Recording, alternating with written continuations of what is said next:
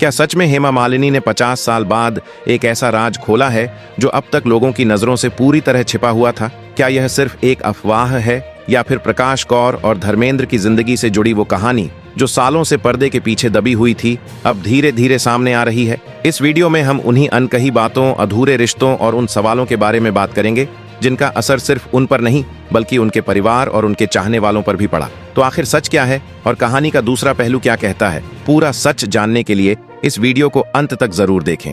दोस्तों, हेमा मालिनी का जन्म 16 अक्टूबर 1948 को तमिलनाडु के एक ब्राह्मण परिवार में हुआ था। बचपन के दिनों में उन्हें फिल्मों में जाने का कोई खास शौक नहीं था, लेकिन उनकी मां जया लक्ष्मी के मन में एक बड़ा सपना पल रहा था कि उनकी बेटी एक दिन हीरोइन बने, बड़े पर्दे पर चमके और उसकी खूबसूरती के चर्चे हर तरफ हों। अपनी इसी इच्छा को साकार करने के लिए उनकी मां ने बहुत छोटी उम्र से ही हेमा मालिनी को डांस की ट्रेनिंग दिलानी शुरू कर दी और धीरे धीरे उसे एक्टिंग की दुनिया की तरफ बढ़ाने लगी। हालात ऐसे हो गए कि हेमा की पढ़ाई तक बीच में रुक गई, क्योंकि उनकी मां चाहती थी कि बेटी फिल्मों में बड़ा नाम कमाए और स्कूल कॉलेज की बजाय सीधे ग्लैमर की दुनिया में कदम रखे। कहा जाता है कि जब हेमा मालिनी 12वीं कक्षा में थीं, तभी उनकी मां ने पढ़ाई छुड़वाकर उन्हें चेन्नई बुला लिया और वहां बाकायदा डांस और एक्टिंग की प्रोफेशनल ट्रेनिंग शुरू करवा दी। जिस वक्त दूसरी लड़कियां अपनी परीक्षाओं की तैयारी में जुटी हुई थीं, उस समय हेमा घंटों स्टेज पर नाच गाने और अभिनय का अभ्यास कर रही थीं। उनकी मां का यह फैसला और इतनी जल्दी सब कुछ बदल देना आगे चलकर हेमा मालिनी की जिंदगी में एक बड़ा मोड़ लेकर आया, क्योंकि जिस उम्र में एक लड़की को आराम से पढ़ाई और बचपन जीने का मौका मिलना चाहिए था, वही समय उनके लिए फिल्मी दुनिया की कड़ी प्रतिस्पर्धा, स्ट्रगल और साजिशों के बीच बीतने वाला था। फिर भी हेमा की कड़ी मेहनत रंग लाई और उन्हें साल 1963 में पहली बार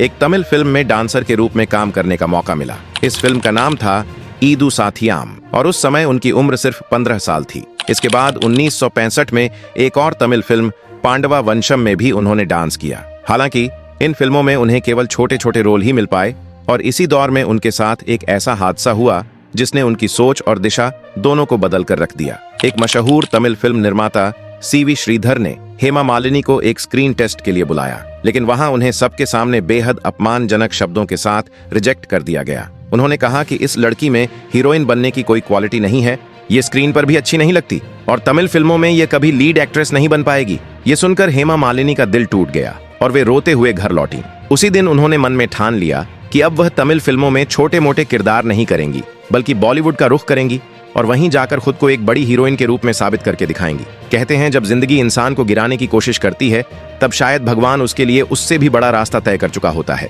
हेमा मालिनी के साथ भी कुछ ऐसा ही हुआ, क्योंकि थोड़े ही समय में उनकी जिंदगी में एक ऐसा सुनहरा मौका आया जिसने आगे चलकर उन्हें सिनेमा की दुनिया की सबसे चमकती हुई सितारों में शामिल कर दिया। साल 1968 में राज कपूर की फिल्म सपनों का सौदागर में हीरोइन बनने के साथ ही हेमा मालिनी की किस्मत ने अचानक करवट ले ली। उसी एक फिल्म ने उन्हें रातों रात पूरी फिल्म इंडस्ट्री की नजरों में ला खड़ा किया। लोग कहने लगे कि यह लड़की तो मानो हीरोइन बनने के लिए ही पैदा हुई है। दिलचस्प बात यह रही कि वही तमिल निर्माता सीवी श्रीधर, जिन्होंने कभी उन्हें लीड रोल के लायक नहीं समझा था, बाद में खुद मानने लगे कि हेमा मालिनी ने उनकी सोच को पूरी तरह गलत साबित कर दिया। इस फिल्म के बाद हेमा लगातार एक के बाद एक फिल्मों में नजर आने लगी और उनकी लोकप्रियता का ग्राफ तेजी से ऊपर चढ़ने लगा। शराफत, आप बीती, राजा रानी, नए जमाने जैसी कई फिल्मों में काम करके उन्होंने अपनी जगह इंडस्ट्री में मजबूत कर ली और हर नई फिल्म के साथ उनकी फैन फॉलोइंग और बढ़ती चली गई। उसी दौर की एक और खास बात यह थी कि हेमा मालिनी की खूबसूरती और अंदाज पर बॉलीवुड के लगभग हर बड़े अभिनेता का दिल आ चुका था। यहाँ तक कि उस समय के सुपरस्टार और एटीट्यूड के बादशाह कहे जाने वाले राजकुमार ने भी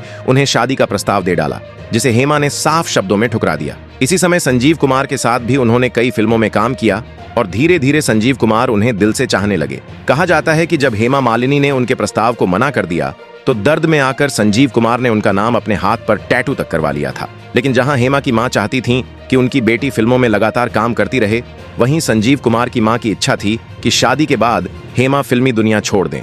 यही सोच का टकराव था जिसने दोनों के रास्ते अलग कर दिए, वरना शायद बसंती ठाकुर की बहू बनने की कहानी कहीं और ही लिखी जाती। जहां एक तरफ पूरी दुनिया के हीरो हेमा मालिनी पर मर मिटने को तैयार थे, वहीं दूसरी तरफ धर्मेंद्र अकेले ऐसे शख्स थे जिनका असर उनके दिल पर सबसे गहरा पड़ा। दिलचस्प बात यह है कि धर्मेंद्र और हेमा मालिनी की मुलाकात फिल्म शोले से काफी पहले ही हो चुकी थी और दोनों कई फिल्मों में साथ काम कर चुके थे।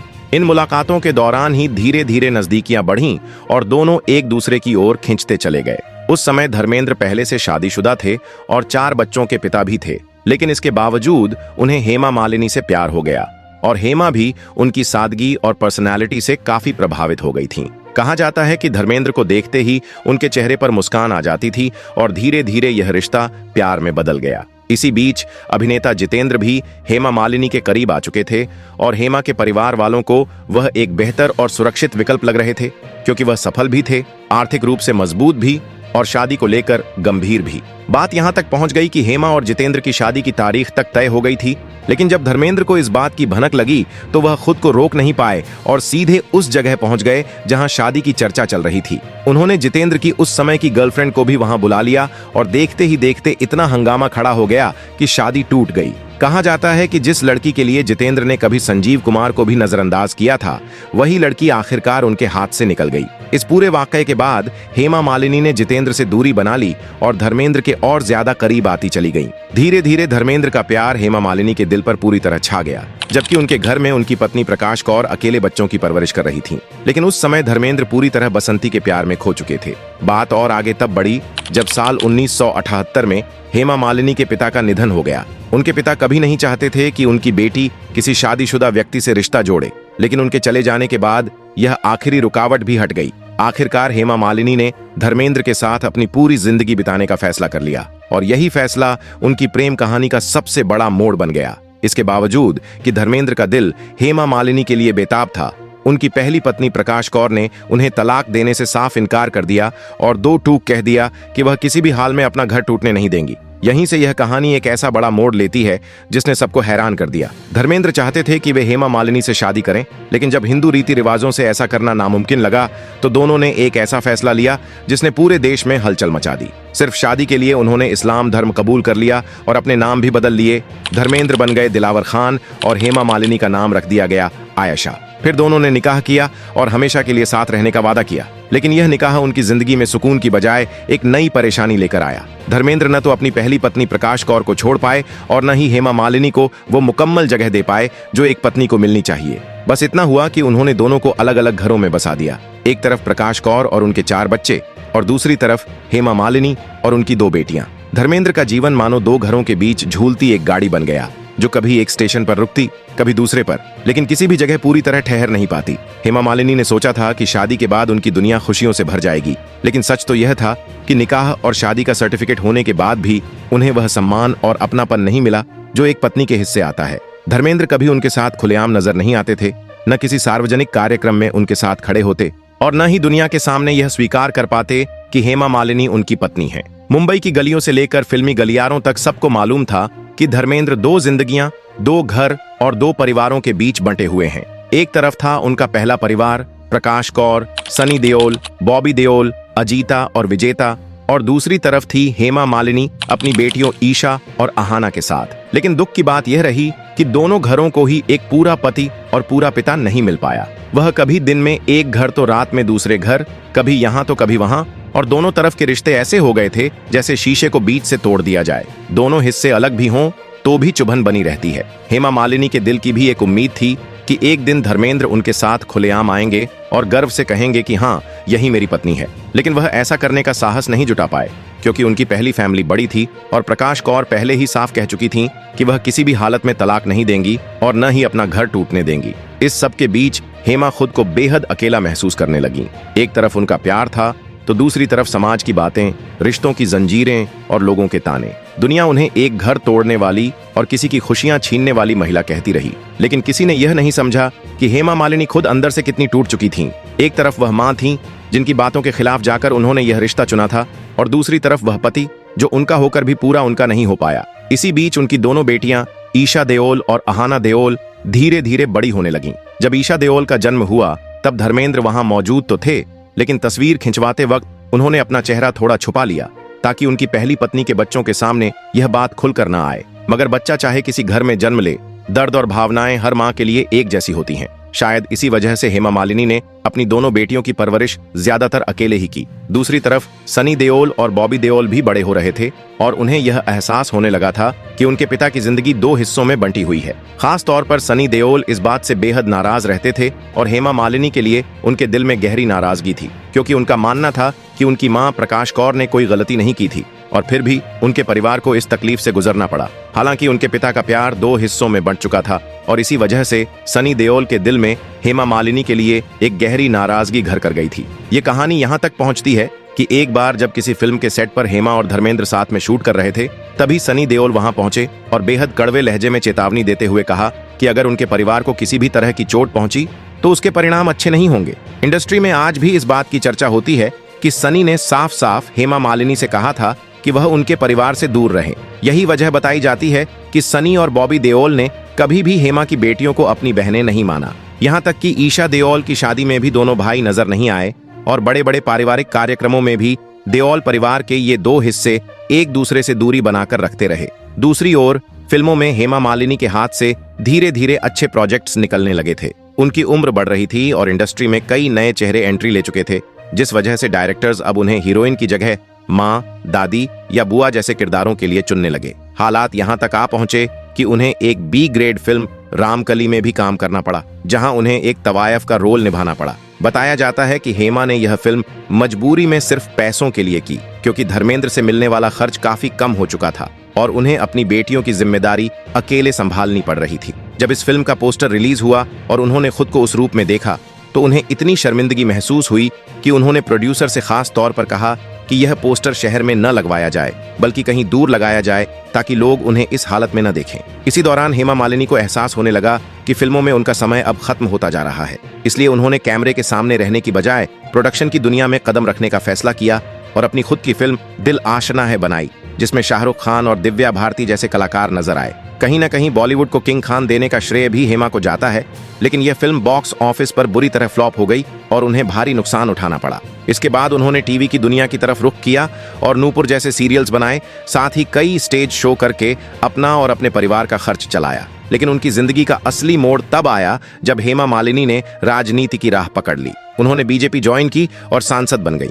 राजनीति में एंट्री के बाद लोगों को यह उम्मीद थी कि हेमा अपनी छवि को बेहतर करेंगी और जनता के लिए कुछ अच्छा काम करेंगी, लेकिन यहाँ भी विवादों ने उनका पीछा नहीं छोड़ा। जब उन्होंने मथुरा की विधवाओं को लेकर यह बयान दिया कि ये महिलाएं यहाँ भीख मांगने आती हैं और यह सही नहीं है, तो उन्हें सोशल मीडिया से लेकर हर जगह जमकर आलोचनाओं का सामना करना पड़ा। एक बार जब एक रिपोर्टर ने उनसे पूछा कि आपने मथुरा के लिए अब तक क्या किया है, तो हेमा मालिनी ने जवाब दिया कि काफी कुछ किया है, लेकिन उन्हें सब याद नहीं। इस बयान के बाद उन पर और ज्यादा सवाल उठने लगे और लोग कहने लगे कि वह सिर्फ चुनाव के वक्त ही दिखाई देती है, काम करने के लिए नहीं। इतना ही नहीं, जब मथुरा में एक भीषण हादसा हुआ और कई लोगों की जान चली गई, उस वक्त एक सांसद होने के नाते लोग उम्मीद कर रहे थे कि हेमा मालिनी मौके पर मौजूद रहेंगी, लेकिन उसी समय वह अपनी फिल्म शिमला मिर्ची के प्रमोशन में व्यस्त थीं। इस बात को लेकर भी काफी विवाद हुआ और लोगों ने कहा कि उन्हें प्रमोशन छोड़कर अपने क्षेत्र की जनता के साथ खड़ा होना चाहिए था। अब कहानी का सबसे दर्दनाक पहलू सामने आता है।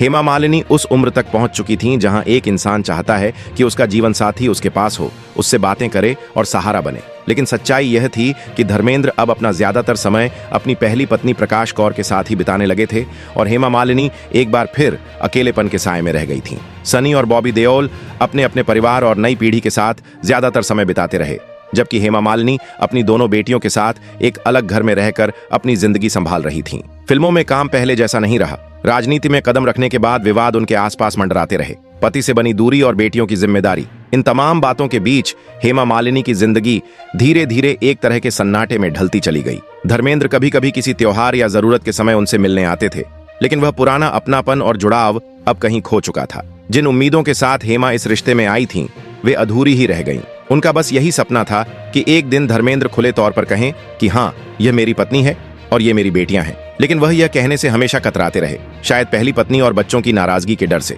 इसी दौरान ईशा देओल ने फिल्मों की दुनिया में कदम रखा और धूम जैसी फिल्मों में भी नजर आईं, लेकिन वह लंबी सफलता उन्हें नहीं मिल पाई जिसकी उम्मीद की जा रही थी। अहाना देओल ने फिल्मों में आने के बजाय अपनी निजी जिंदगी को प्राथमिकता दी। धीरे धीरे हेमा मालिनी की दुनिया उनके डांस शो, मंदिरों में भक्ति कार्यक्रम, राजनीतिक बैठकों और कभी कभार टीवी पर दिखने तक सिमटती चली गई। अब यह बात साफ दिखने लगी थी कि ड्रीम गर्ल की असली जिंदगी उतनी सपनों जैसी नहीं रही। घर में रोशनी तो थी पर चमक नहीं, शोहरत तो थी पर साथ नहीं, पति का नाम था पर उनका समय नहीं।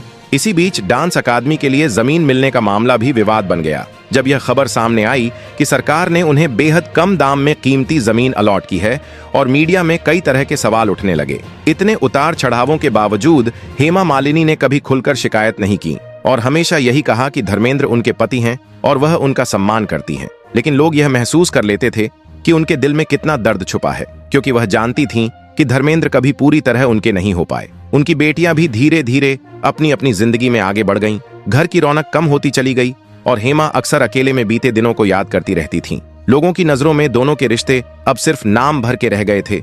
सोशल मीडिया पर भी जब तब पुरानी तस्वीरें या कविताएं शेयर होती थीं, लेकिन उनमें हेमा मालिनी का जिक्र बहुत कम दिखाई देता था। यही देखकर कई लोग कहते रहे कि इन दोनों के बीच की दूरी अब बेहद गहरी हो चुकी है। चर्चाओं में यहां तक कहा जाने लगा कि अगर भविष्य में कभी ऐसा समय आए तो दोनों परिवार शायद एक साथ खड़े भी न हों।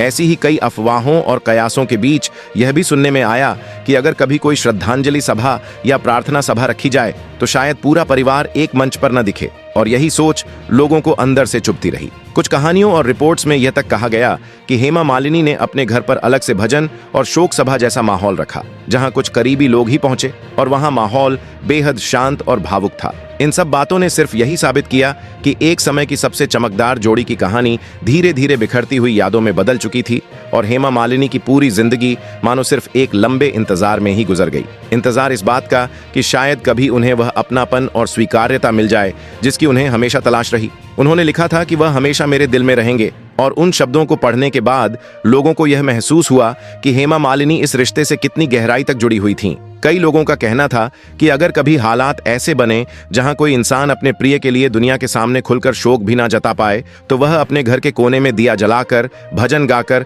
और यादों में खोकर अपने दिल का बोझ हल्का करता है। और हेमा मालिनी ने भी कुछ ऐसा ही किया होगा। उन्होंने अपने मन की शांति के लिए गीता पाठ करवाया, भजन गवाए और उन पलों को याद किया जो अब सिर्फ स्मृतियों में ही रह गए हैं। दूसरी ओर देओल परिवार की तरफ से सनी देओल और बॉबी देओल पूरी तरह शांत ही नजर आए। न किसी ने कुछ कहा, न कोई सफाई सामने रखी गई, और यही खामोशी बहुत कुछ बयां कर रही थी। लोगों ने खुद ही अंदाजा लगा लिया कि जो पुरानी दूरियां और कड़वाहटें सालों से थीं, वे शायद अब भी कहीं ना कहीं मौजूद हैं। और अगर कभी ऐसा अंतिम समय आता भी है जब सभी को एक होना चाहिए, तो भी वह रिश्ता पहले जैसा नहीं रह पाएगा, क्योंकि जिस व्यक्ति के कारण यह सारी दीवारें खड़ी हुई, अगर वह जीवन के किसी ऐसे मोड़ से गुजरता है जहां सब बदल जाता है और फिर भी दोनों परिवार साथ नहीं आते, तो यह दूरी हमेशा के लिए दूरियों में बदल जाती है। इसी सोच के साथ कई लोगों का मानना यह भी है कि जैसे अब धर्मेंद्र इस दुनिया से विदा ले चुके हैं, तो हेमा मालिनी की जिंदगी पहले से भी ज्यादा सवालों, यादों और अकेलेपन से घिर जाएगी। आज भी यह सवाल लोगों के मन में घूमता रहता है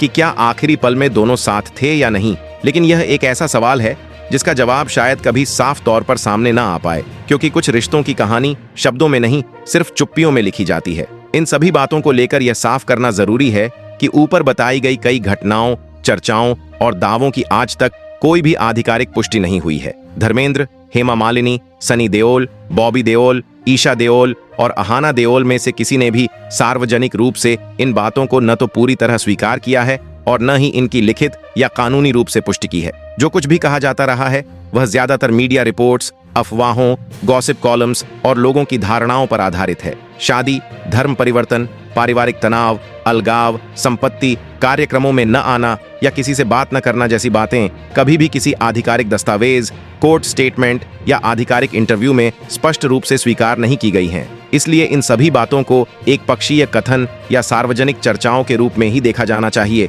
न कि पक्के और सत्य घोषित किए गए तथ्यों के रूप में। अगर आपको यह वीडियो पसंद आया हो और आपको लगे कि इसमें दी गई जानकारी और कहानी आपको सोचने पर मजबूर करती है, तो प्लीज इसे एक लाइक जरूर करें। आपका एक लाइक हमारे लिए बहुत बड़ी सपोर्ट होता है। साथ ही इस वीडियो को अपने दोस्तों, फैमिली और सोशल मीडिया पर शेयर करें ताकि वो भी इस कहानी के बारे में जान सकें और अपनी राय बना सकें। ऐसे ही और एक्सक्लूसिव, दिलचस्प और सच्ची घटनाओं पर आधारित वीडियो देखने के लिए हमारे चैनल को अभी सब्सक्राइब करना न भूलें और साथ ही बेल आइकॉन जरूर दबा दें ताकि हमारी हर नई वीडियो का नोटिफिकेशन सबसे पहले आप तक पहुंचे। आपका प्यार और सपोर्ट ही हमें और बेहतर कंटेंट लाने की प्रेरणा देता है। धन्यवाद और जुड़े रहिए हमारे साथ।